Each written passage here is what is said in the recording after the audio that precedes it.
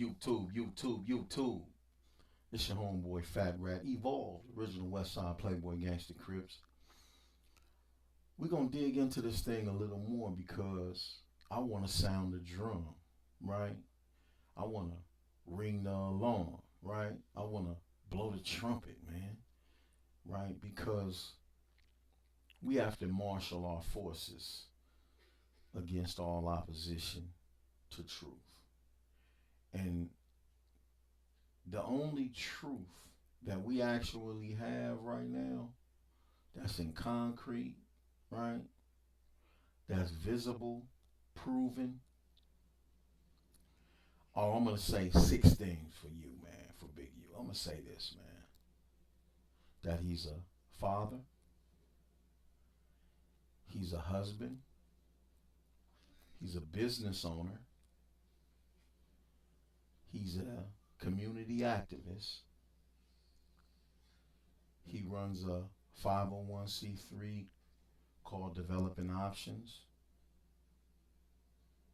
that has a track record of putting uh, our youth that would probably be in peril through school, getting them into college, and through college and graduating through college and things of that nature. As I understand, it's not just about backpack giveaways, man. So, in another um, video, I'm probably going to go into what I read when I went online and pulled up developing options to look at some of the work that the brother had done that I wasn't aware of.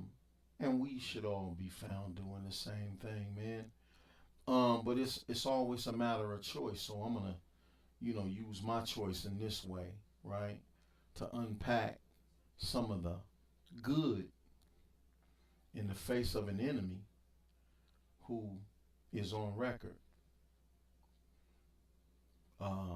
declaring that there will not be solidified black leadership. They on record with this piece, y'all.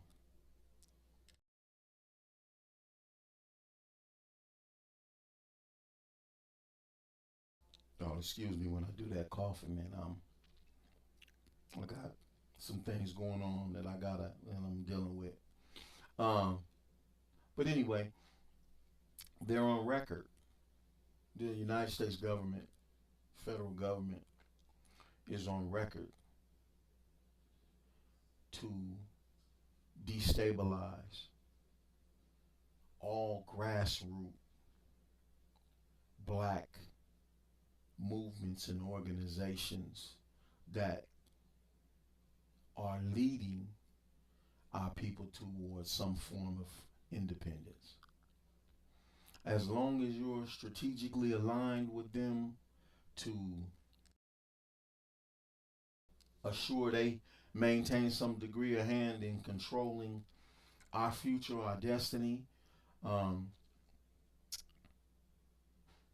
you're not on their radar. You're not under attack. As long as you're not aligned with those who are under attack, you good. You know. But that's the equivalent of a piece of chicken and a biscuit at the master's back door, man. Right? Remember, there were two types of slaves in those days, man. And we've gone from one form of slavery to another. Slavery hasn't ended, right? I think the form of slavery that we're currently in is worse than the physical part of slavery. It's just my humble opinion, man. I think it's worse to not know what you're going through than to know and be going through it. That way, there's some form of progress that can be made when you know, right? Even if you can't, you know,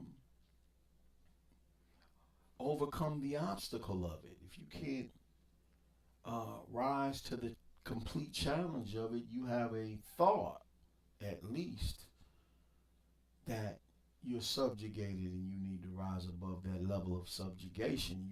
You have the thought, right? And, you know, for every problem that has ever existed in life, a child was born to solve it. But if you don't see a problem, help ain't coming, man. Right? So shout to, the Nat Turners of the world, the Denmark Vessies of the world, man, the Sojourner Truths, the Harriet Tubmans of the world, just to name a few, man, who understood our struggle and the price that we would have to pay for freedom. It's very important that we understand these things, right? Even as Crips, right? We got to understand these things as black people in general, man. Whatever you may belong to, fraternities, whatever you may belong to, right? Churches. We all have to understand our role and responsibility in the upliftment and freeing of our people who are now in more of a psychological, mental, and moral form of slavery, which I consider to be much worse. You know. So with that being said, let's move this thing forward. I want to give you what I've come up with. I did just a little cursory research, man, because I want to cover a couple of things and kind of talk about the impact of the things that I saw when I went online today. Just want to share something with you, man. If you don't mind your homeboy sharing a little something with you, you know what I mean? Let's get into this, man. So I went online and I just went to YouTube, which is a common source uh, of information, you know. We got YouTube scholarships out here, man. We got YouTube scholars. We got Google scholars. People who go and research on the basis of what they found on YouTube and Google, and they draw their conclusions, right? And when you draw your conclusion, learning stops. Can't learn past a conclusion. So reserve the conclusion. Hold on for a minute. You know what I mean?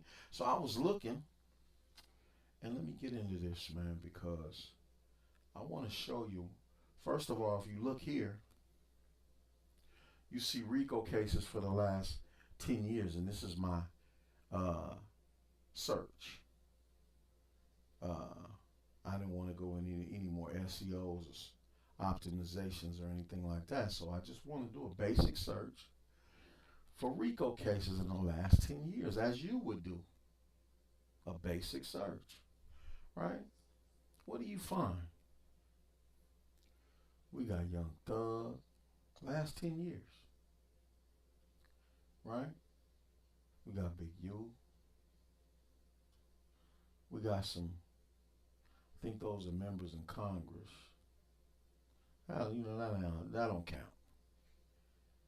So we're looking at who's catching the RICO in the last 10 years. And not necessarily who's actually catching it, but what YouTube is reporting on who's catching it, right? I just put RICO cases last 10 years, and I want to roll down this, man, and kind of show you what it's talking about, right? The top people that are being covered with the RICO Act, which is some law that was designed to take down people with organizations like Al Capone. Um,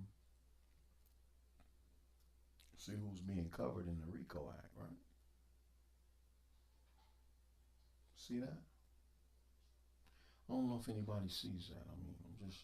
I want to cover it the way YouTube is covering it, right?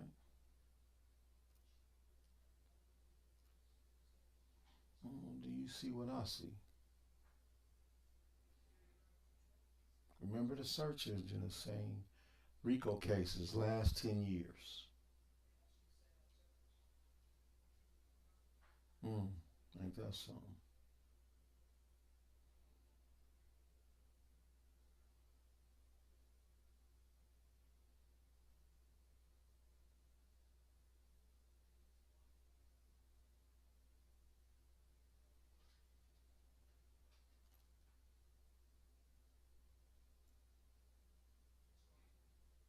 Jock, huh?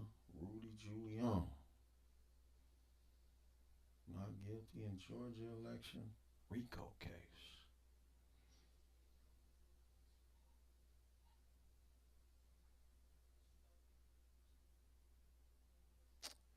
So my point is, it's typically us that's being represented in RICO cases that are not government cases against the government.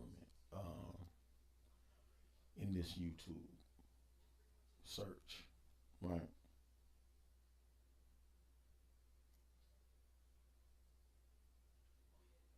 Can't make this stuff up.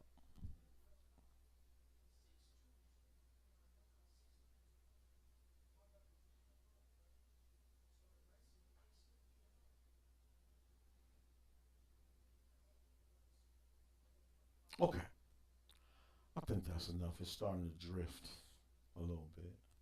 Well, we got the top, and that's for 10 years, right? So I went to this other search. I wanted to know some other stuff, so I looked at, and I what I didn't show you there is that on this first one, these are RICO cases that if you go down to the top YouTubers that are black, you're gonna see us covering this. This is the RICO stuff that you're gonna see us covering, right? Then I said, wait a minute, man, let me look at something. So I looked at Mexican RICO cases, right?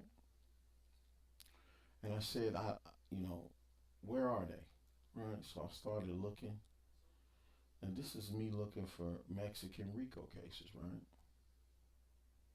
And who's covering them, like in the Mexican community, right?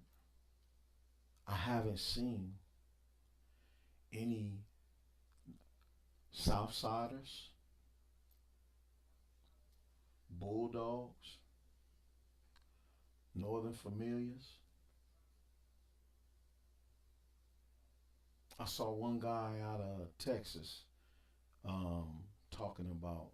I was looking for RICO information, and I saw one guy out of Texas talking about not the RICO charges that some people had been under, but that was what the search was. But he was talking about how he had gotten out of the game, and he started to talk about it. He wasn't an active member or anything like that, and that's the closest I could get. So if you guys have some information out there and Webland, let me know if you got something I might be missing, man. I definitely want to hear from you if you got something for me, man.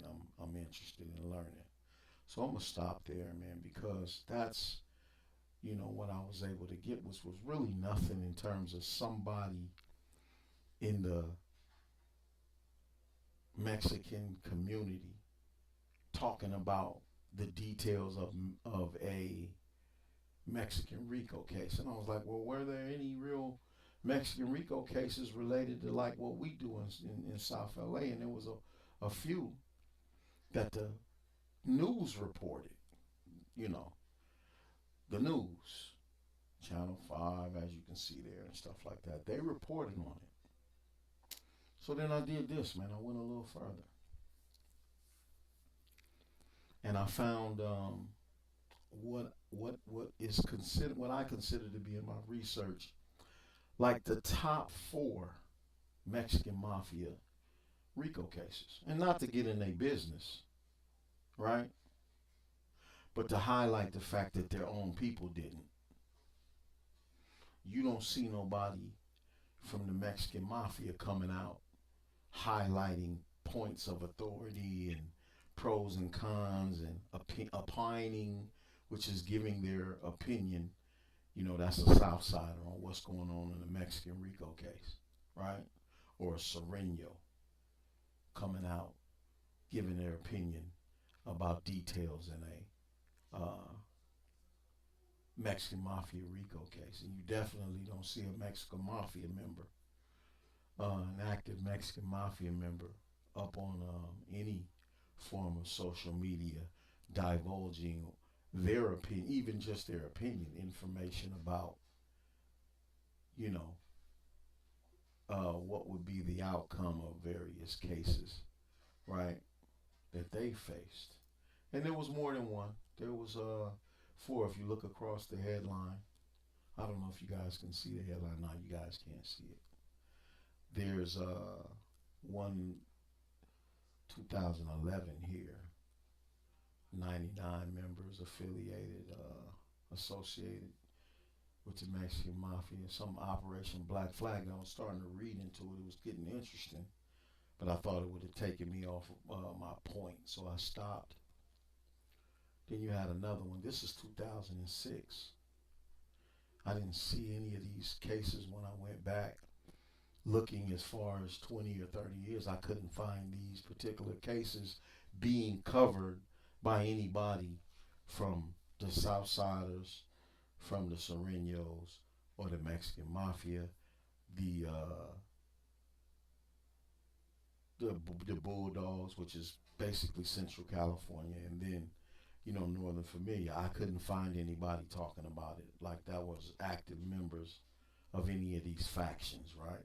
I just couldn't find it.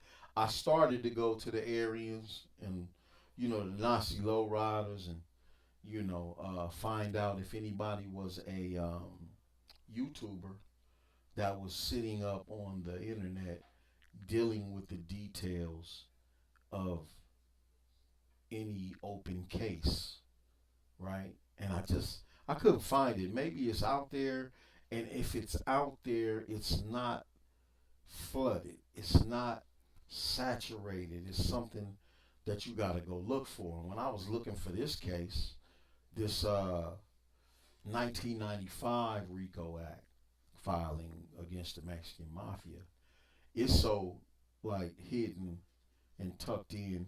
You got to pay just to get up on the page to show the case, right? For example, I think, let me show you, right? And it starts off, but then it covers it up. You see that?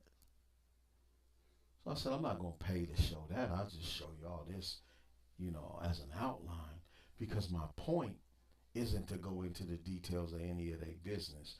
It's just to say, I don't see anybody on YouTube discussing Mexican Mafia RICO acts while they were active or even after they've been adjudicated.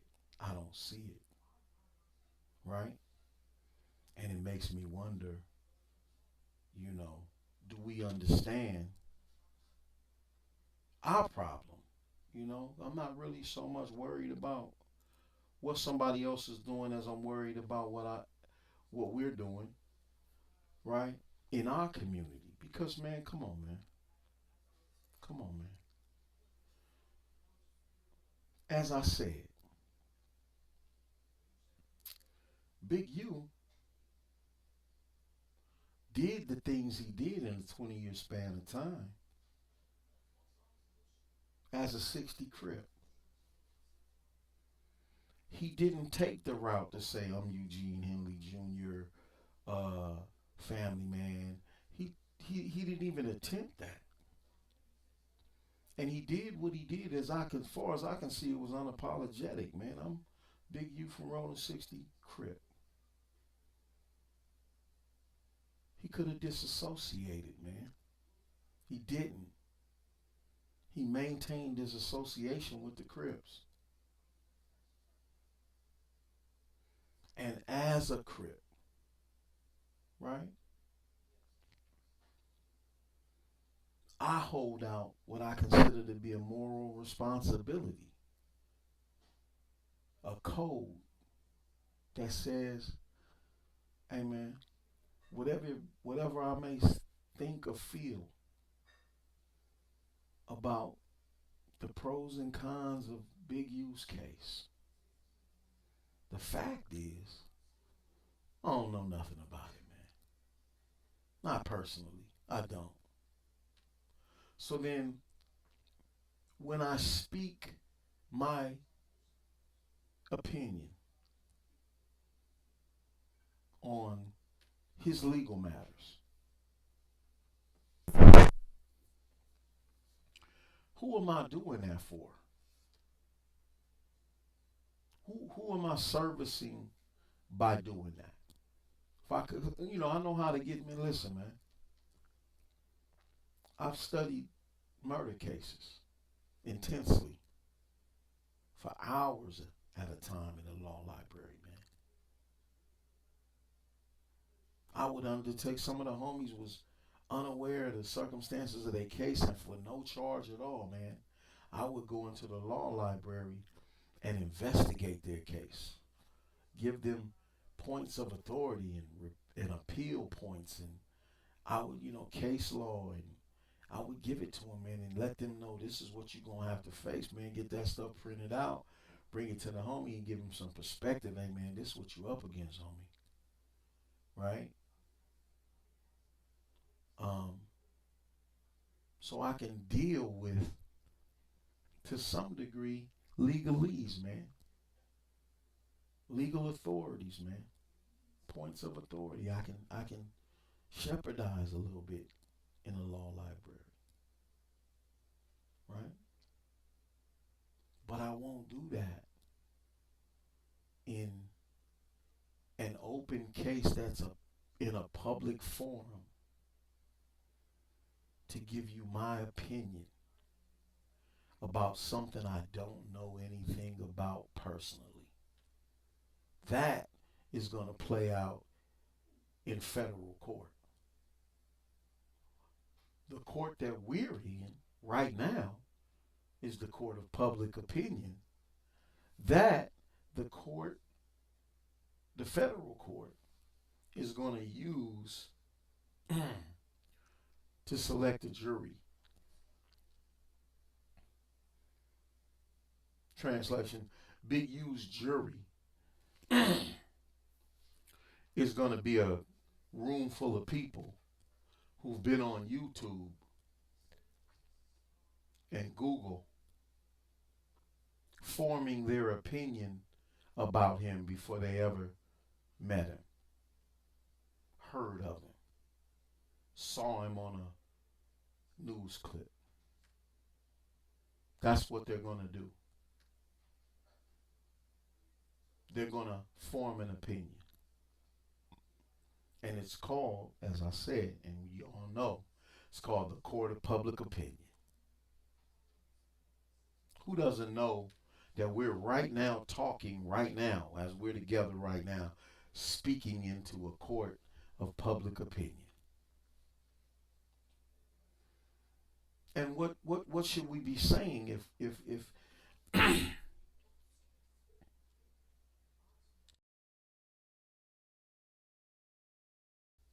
what should we be saying if we understand what a court of public opinion is? If we really understand what that is,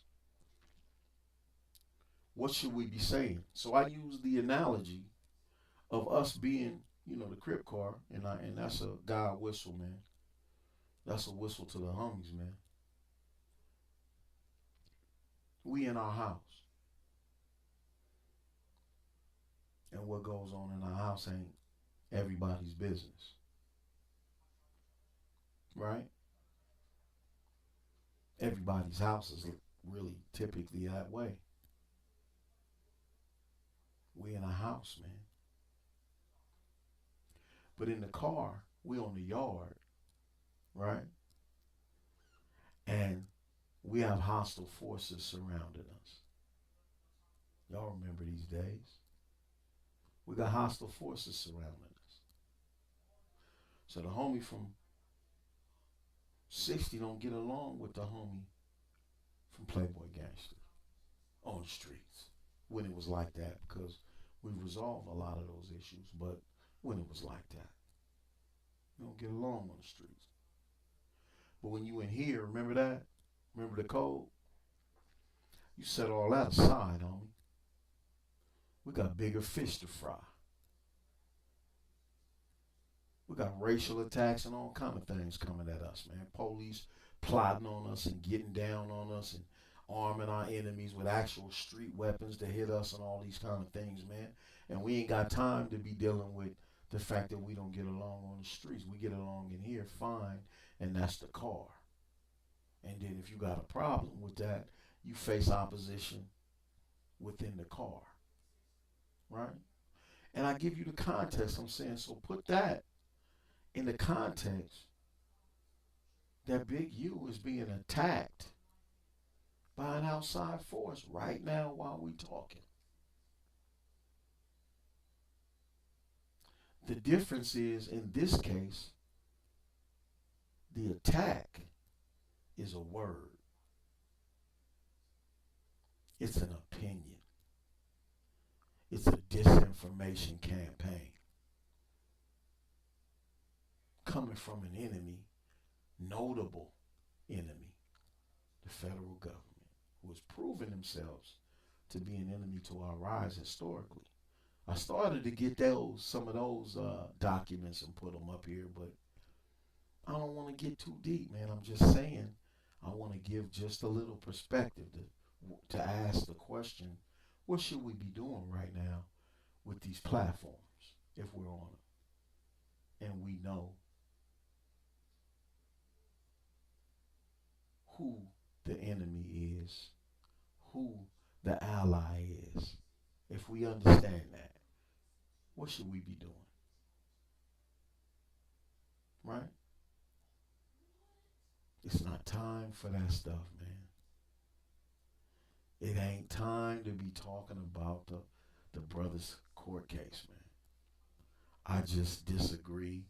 I think it lacks consideration. It lacks thought. It's not as thoughtful as it should be, right? So I again, right, come to you and I plead with the homies, man. Can we please just reconsider, man?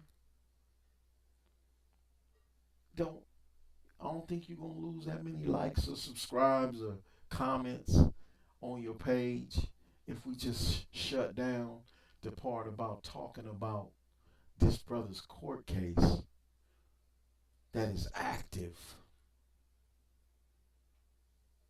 in the face of public opinion, man. There's a better conversation for Big U in the car. That's the homie, man. That brother did some great things, man, for children. He reached out to my hood and he was trying to help us do this, right?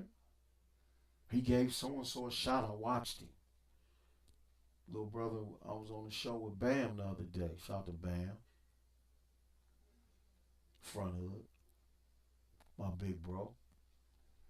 I was on a show with him the other day and a little brother called in from San Diego and he said, man, I personally saw this brother, man, give, you know, a sister was complaining that she didn't have X, Y, and Z for her child, man, and the brother just really literally laid it out for her child.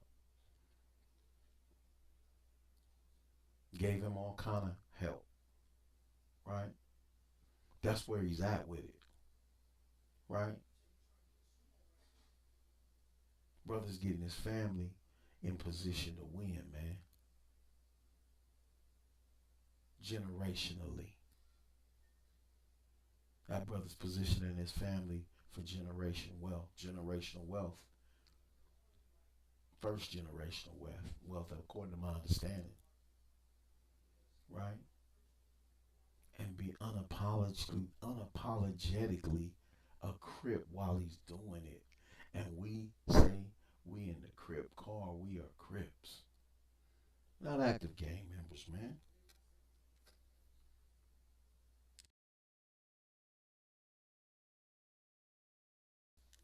We in that stage where we want to set a better example than the one we set when we were active gang members and gang enforcers. We in that stage where we want to say, again, it's not a contradiction to be a Crip and a good person at the same time. It's not. But we can sully that, we can soil that, we can perpetuate the stereotype that it is a contradiction.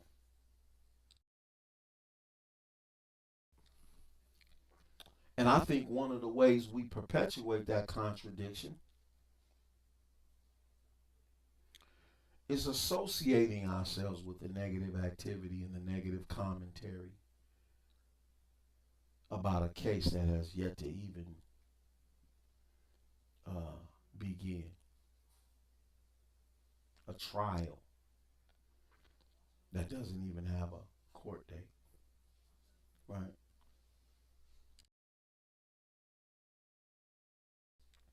But in the court of public opinion, the date is set.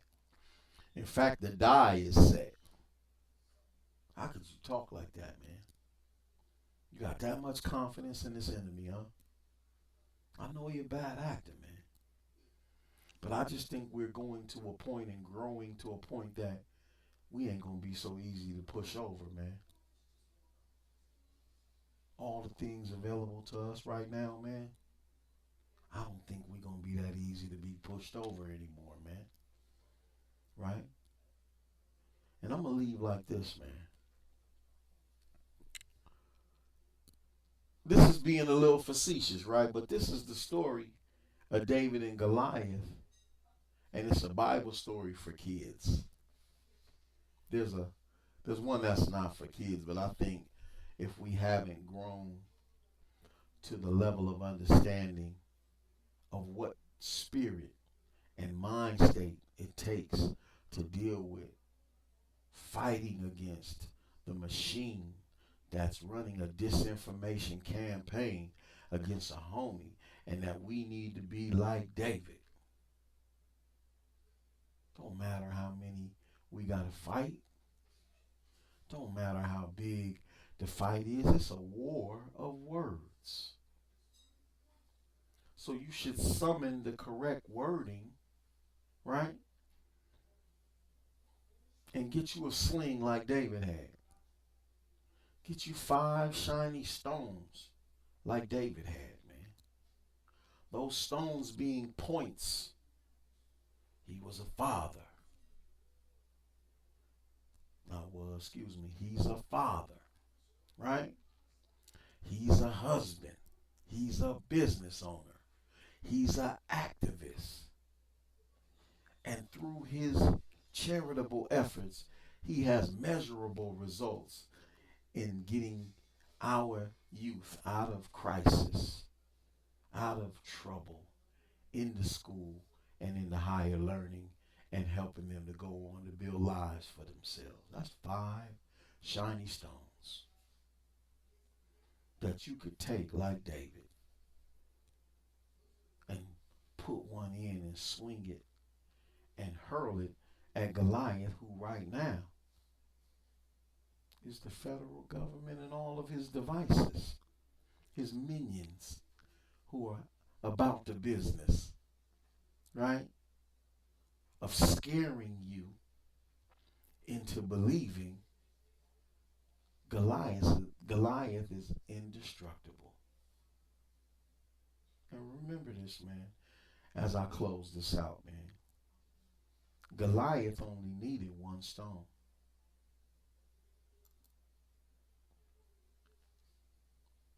Remember that. It's your homeboy Fat Rat Evolved, original Westside Playboy Gangsta Crips. Remember, we're all winners, y'all. We're winners. Right? We're on a 1,000-mile journey that begins with 1 step. That step is taking us closer to our success. With unity, we can accomplish all things, man. We got to unite one way or the other, man. We won't survive what's coming in the near future against all of us without unity. We won't. And as I say, man, stop trying to do it by yourself. I don't think I can do it by myself. Let me give my props to my homie, man. I went and got this cup for my homie. Hey, listen, man. Shout to Cartoon, man. You know what I'm saying? Yes, sir. Shout to you, homie. Proud of you, man. We've been down through there, man. And we gonna hook up and really and strive to really make some good things happen, man. I'm with you, bro. Um, but stop trying to do it by yourself, man. I need help. I'm reaching out for help, right? And I'm grateful for those who are responding to help me. because I have a message in my heart and in my mind, and my communication skills may just be just a little below par for the course, but I'm going to bring them to bear on attempting to help us, man, get to another part, man. You follow me? So with that being said, man, y'all continue to have a blessed one. I'm out.